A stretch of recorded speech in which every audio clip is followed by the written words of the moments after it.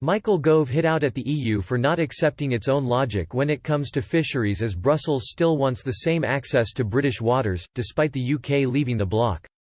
Michael Gove gave an update on trade negotiations on Monday as he explained the EU's stance has made some areas difficult as Brussels wants to have the same rights as before Brexit with the UK's fishing waters. The cabinet minister warned EU negotiators aren't treating the UK like other independent countries despite having respected Britain's decision to leave. Mr Gove added the UK is working to have a free trade agreement with the EU much like Norway or Iceland.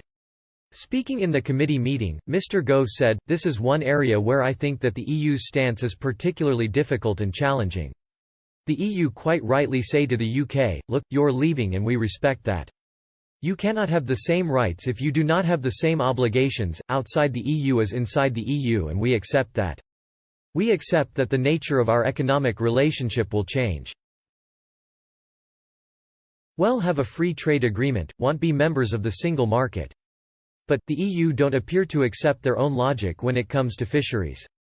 They want to continue to have more or less the same access. They particularly want to maintain what's called the relative stability mechanism, which governs access to our waters on the basis of out-of-date, historical patterns of fishing. Our view is when we leave, well, be an independent coastal state like Norway or Iceland or the Faroes.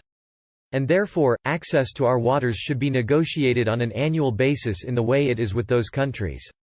The cabinet minister added, the EU's negotiators are not treating the UK yet as they would treat other independent countries. It comes as the coronavirus crisis should concentrate the minds of EU negotiators to strike a trade deal, Michael Gove has said, as the UK urged European political leaders to intervene. The Cabinet Office Minister agreed that only limited progress has been made after the second round of negotiations but continued to insist no extension would be requested. His evidence at a select committee on Monday came after Downing Street called for a political injection from EU leaders to break the deadlock on key areas. Michel Barnier, the bloc's chief negotiator, offered a scathing assessment of the disappointing round of talks that took place over video conferencing last week. The lack of progress and the pandemic causing unprecedented disruption has led to heightened calls for an extension to the transition period past the end of the year to prevent further chaos. But Mr Gove said, limited progress was made in the talks, but we believe it's still entirely possible to conclude negotiations on the timetable that has been outlined. I think the COVID-19 crisis in some respects should concentrate the minds of EU negotiators in enforcing the vital importance of coming to a conclusion.